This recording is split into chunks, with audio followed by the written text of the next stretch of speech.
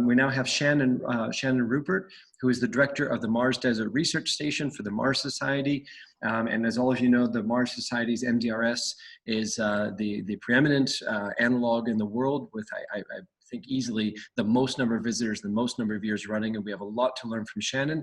And Shannon's going to tell us a little bit about her work with MDRS and the history and maybe some lessons learned. So Shannon, if you're ready, go ahead. My name's Shannon Rupert. I've been involved at the Mars Desert Research Station since its inception. Actually was involved in our Arctic station, Flashline, before that. Not as the director, but rather as a crew member and the leader of the science team, and just a volunteer for almost 2 decades.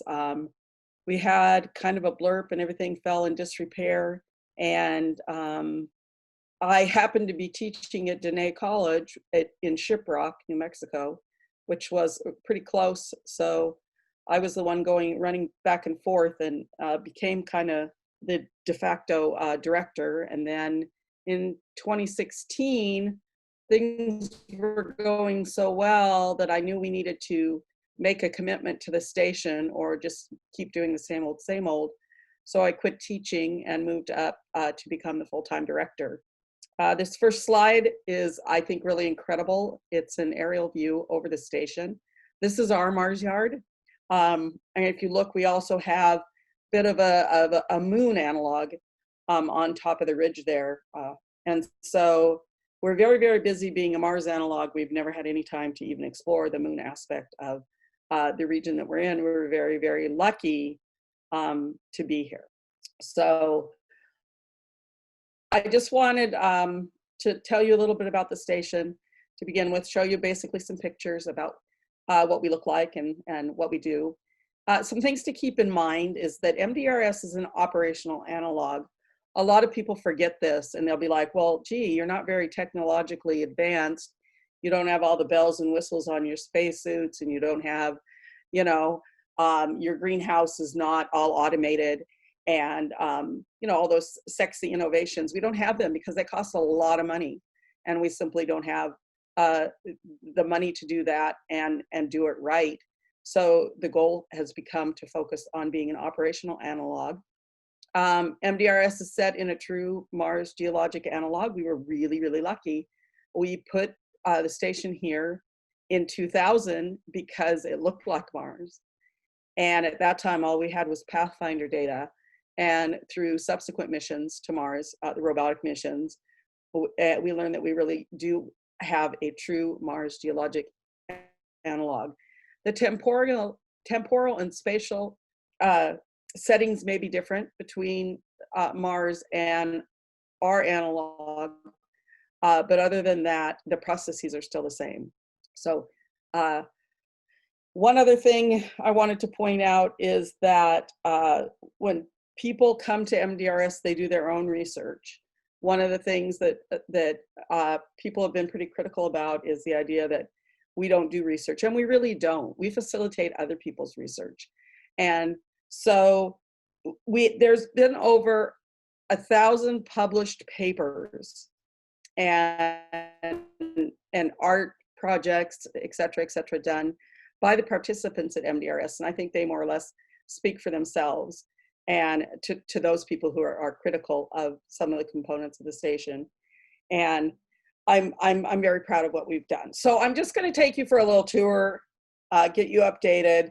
When I had last spoken to Kai, he didn't know about some of the more recent advances. When I came on site in 2016 and we decided we were going to go, go for broke, we built a bunch of new buildings, and so I want to take you through them. Here's an overview of the campus. The habitat was the original building. So for more than a decade and a half, we had the habitat in a very small greenhouse. The greenhouse that you see here is a new greenhouse that was built in 2016. We lost the original greenhouse a couple years before to a fire, unfortunately. Over on your far left, you'll see the engineering building, and on your far right, that's the science dome. We have 2 observatories. You can see one in this photo that is the solar observatory, that's the Musk Observatory, and beyond that is the robotic observatory. So here's the original station. This is actually a picture of me from way back in the day. This is what it looked like originally. You can see the original Greenhab. Since then, we've completely remodeled the interior. Last year, IKEA came in and gave us an all-new kitchen. It's quite fabulous. The upstairs has 7 staterooms, and the lower deck is in flux. We took used to hold the lab, and now it's being remodeled into kind of a compartmentalized EVA and operations center. We do have a greenhouse. We run while we're active in our field season, which we haven't been this year so far due to COVID. The crews maintain it. We do very minimal research. We're looking at harvests only. So they record everything that they actually utilize in their food supply. And it's very challenging to run a greenhouse with a different crew every 2 weeks, because there are some people that come in and actually have experience, and there are others that have no experience and don't care. So keeping crews motivated, making them understand that their life on Mars would depend on keeping these systems running is a huge challenge in what we do. A few pictures of the Science Dome. It is currently in a stage of being remodeled. It has all new cabinetry. And you'll see on the far left-hand side, the top picture, that is our power center for the solar and generator systems. We have 2 observatories, as I said. You can see down below the brand new robotic observatory. It's accessible to anyone, anywhere in the world.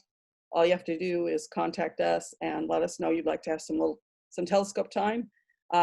You have to go through a test, and then you can use it through the Skynet network. And the crews still get to do some hands-on stuff because the Musk Observatory is available to them. And it's actually quite nice for me that they're not out freezing to death in the middle of the winter anymore, because they can do everything robotically except the solar stuff, which they can do during the day. So it's really, from an analog safety perspective, the robotic observatory has been great. Our newest building is the RAM. Yes, that is the fuselage of a Chinook helicopter. We brought it on site. It's been great for doing 3D printing, for being able to haul in rovers and anything that we need to actually do some work on, and for engineering crew members to do their work. The station is powered by 15K solar system that, oh, sorry, that's supposed to be kilowatts. I didn't notice that. We have a 10K battery bank, and we have brand new this season propane generator as a backup. We only need the backup during the winter months. The whole campus can run on the solar about 9 months of the year. So it's been a great system. Really, really happy to have it. It can be very fickle and occasionally give me grief, but it's a good system. We have 5 of these all-electric Polaris Rangers, which are much safer than the old ATVs that we used to use. They're much more flight-like. They are true all-terrain vehicles. They are not golf carts like people think. I love them, and they're just a great addition. The newest vehicle that we just got is I just went down and picked up it's a Mercedes-Benz Sprinter van, 4-wheel drive. And beginning in January, we will start having an innovation challenge where teams can design the interior to be a 1 or 2 person pressurized rover. And then we will be building that out this summer. And so starting next fall, crews will have an additional vehicle that they can take out on overnight EVAs and farther ranging EVAs, especially for those who are doing field science work and need to go to sites that they can't access with the vehicles that we currently have. Here's some of our spacesuits. Our spacesuits are designed, created, and quite generously maintained by the Northern California chapter of the Mars Society. These are the ones that I call the milk cartons. They're not the sexiest suits in the world, but I actually really, really enjoy wearing one versus the other. And they have a new generation of suits that they will be building for next season. So if you don't know what we do at MDRS, we bring in crews that stay between 1 week and 3 months, and they operate as if they were on a Mars mission. It was interesting, the discussion that we were having during the Q&A about, you know, how do you determine what questions do you want answered, and in terms of the support of the station. Crews at MDRS now fully maintain their own systems in simulation, so they never have to go outside, out of sim. Early on, they would have to go out, the engineer would have to go outside and do a lot of work just to maintain the water systems and the electrical systems, et cetera, et cetera. And now they don't ever have to do that.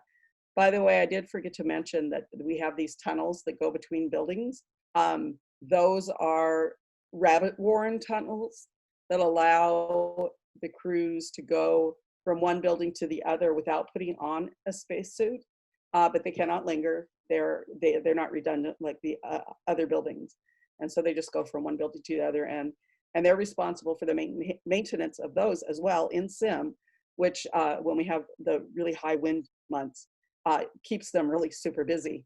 They do about 50% of the work that they come to do.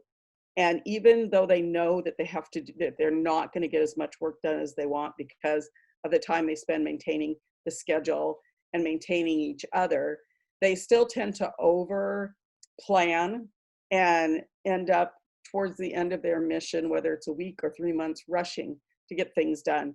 So even how they pace themselves is interesting. And there's a lot of data available, even just online through the crew reports. I keep saying somebody is going to do their PhD on just those crew reports, and it turns out we actually have a woman now, the University of Iowa, who is, and I'm so happy and excited that all that those reports are and data are actually going to be used. So I wanted to have a quick discussion of lessons learned, and I'll just throw a few out there, and then if anybody else wants to ask me anything, that's great, and you can always contact me after this, and I'd be happy to talk about anything. So the lessons that we've learned at MDRS is, one thing is to start high. It's very, very easy to keep a good reputation, and it's very, very hard to recover from a reputation that's been damaged. We were the first to do this kind of stuff, and we did it on a shoestring, and we did it dangerously, and we did it crazily. And even though a lot of the earliest people at MDRS were professional researchers, you know, we kind of got this reputation as, you know, the crazy ones, you know, that what are they doing? It's not really research, can't be real research because that's not real science. And it's been really, really hard to pull ourselves up from that. I'm really, really proud of the work that's been done at MDRS. And I think that it's being recognized more and more for what it is and not what everybody felt it should be. But another example is if you use HI-SEAS. HI-SEAS started out as a project that had NASA backing. And so HI-SEAS was, you know, a falsely proclaimed a NASA facility, and that reputation has remained, even though HI-SEAS, that's not the truth about HI-SEAS. So I would encourage you to I think the best thing to do is to have a 5-year strategic plan on how you want things to go. We had no plan. We had no, I mean, I don't even think anybody thought we were gonna be around in a year or 2 years. And here we are, you know, more than 20 years later, and we didn't really have a strategic plan about how we were going to go about things. until, well, I came in and I said, I think we need a strategic plan. Sure, I wanted to talk about cycles in analog work, and we can do that. Okay, Wow. and I apologize. That's I my thought I was talking pretty fast. I apologize. Thank you so much, Shannon. The MDRS has come such a far way. Just an amazing facility even since I was there in 2014.